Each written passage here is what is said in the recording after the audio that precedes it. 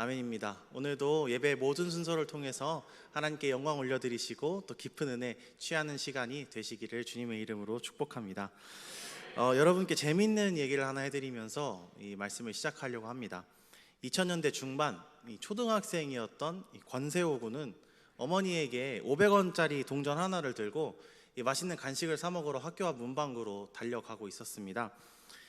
당시에는 아이들이 먹을 수 있는 간단한 사탕이나 젤리 같은 것들을 하나에 100원씩 팔던 그런 시절이 있었습니다.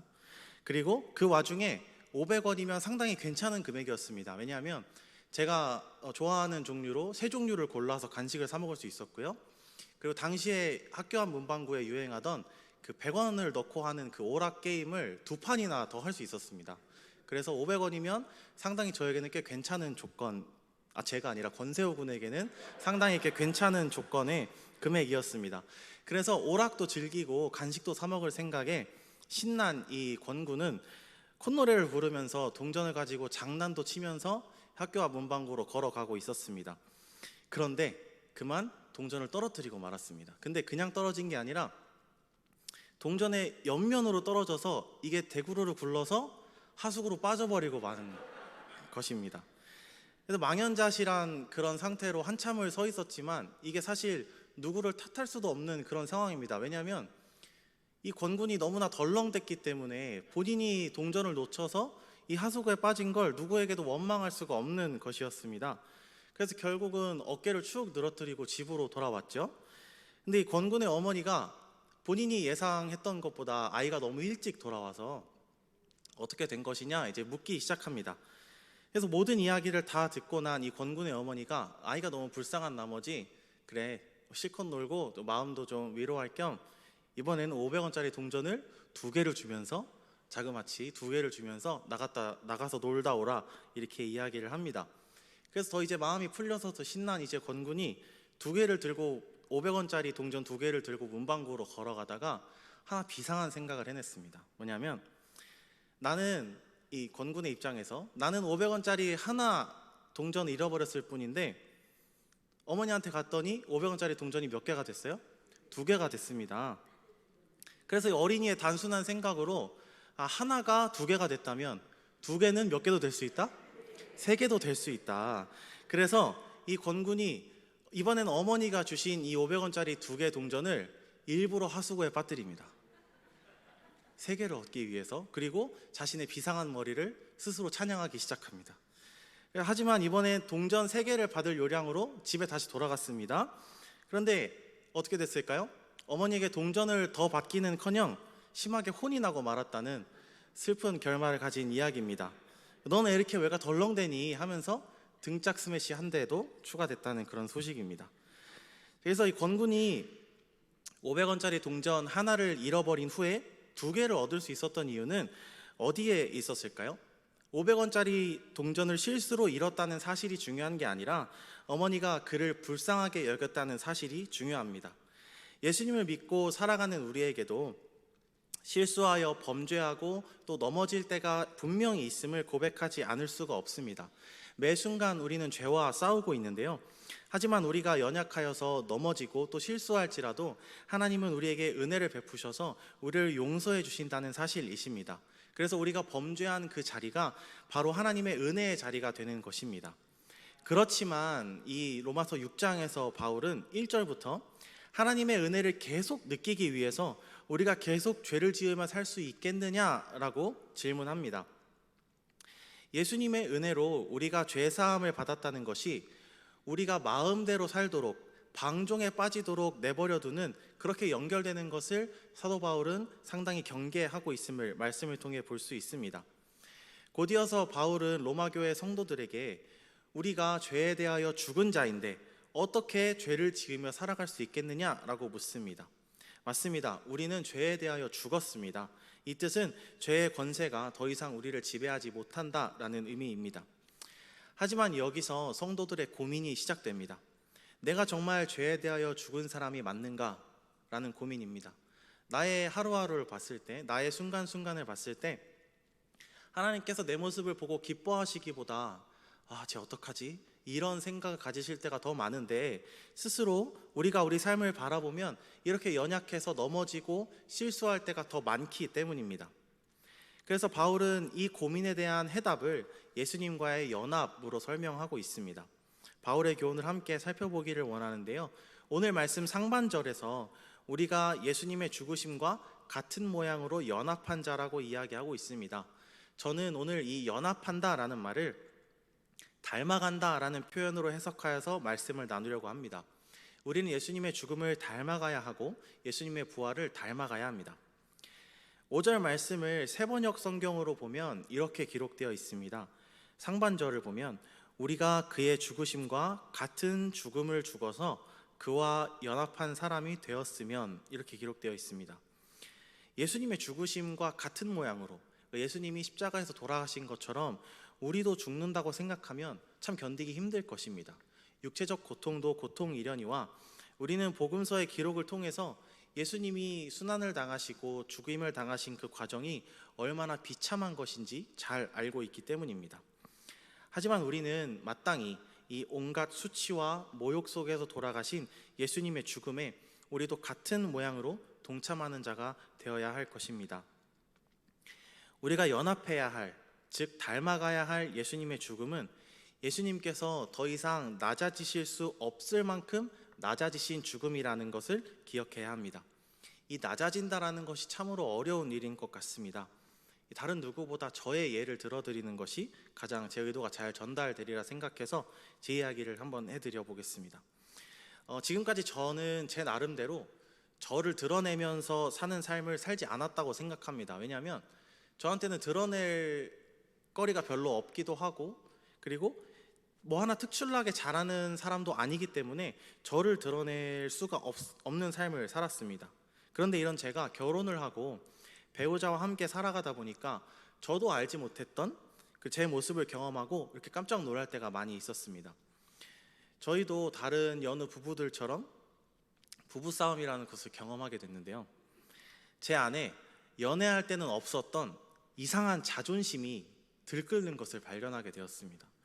연애할 때는 너 먼저 해, 괜찮아, 나는 괜찮아, 이렇게 하다가 갑자기 이상한 자존심, 왜 당신이 먼저? 왜 나는 안 돼? 이런 모습으로, 그러니까 예수님의 그런 낮아지는 죽음과 연합한 사람이라면 절대 나올 수 없는 말과 행동이 저에게서 나오기 시작했습니다.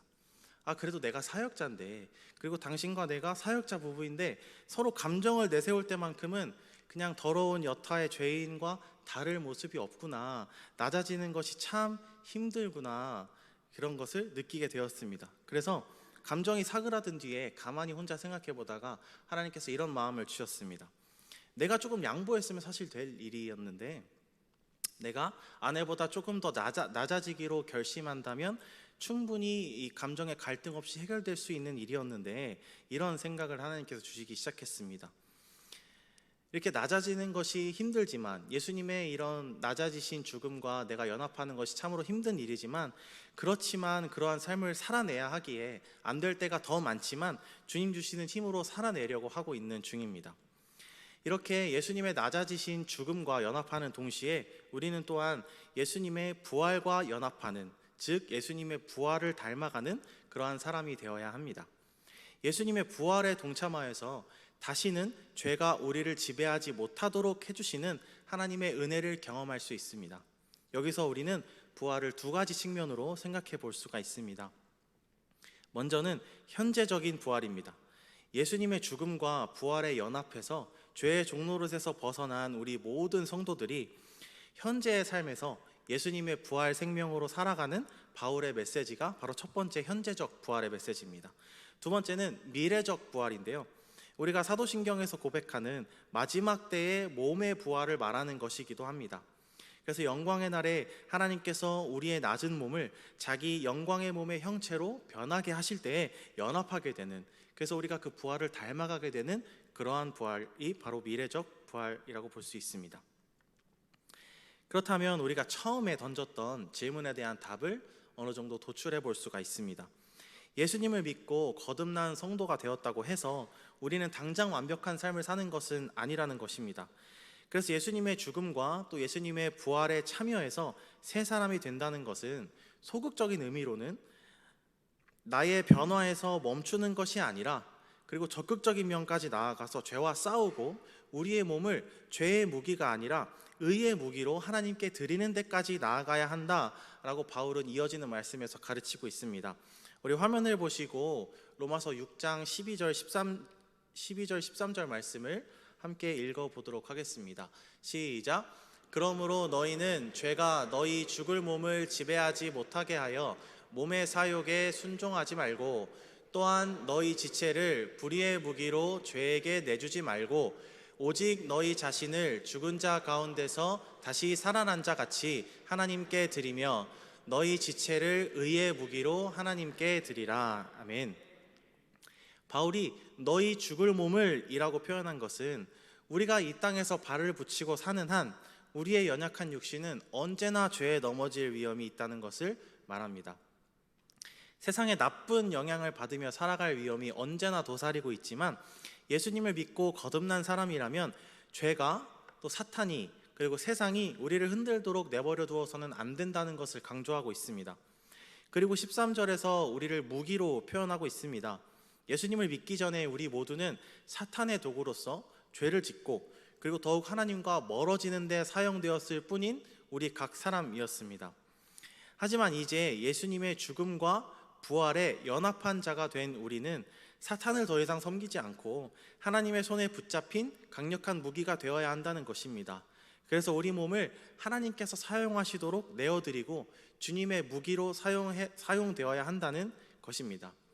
지금까지 예수님의 죽음과 부활에 연합하여 그리고 또 닮아간다는 것이 무엇인지를 쭉 설명을 드렸습니다.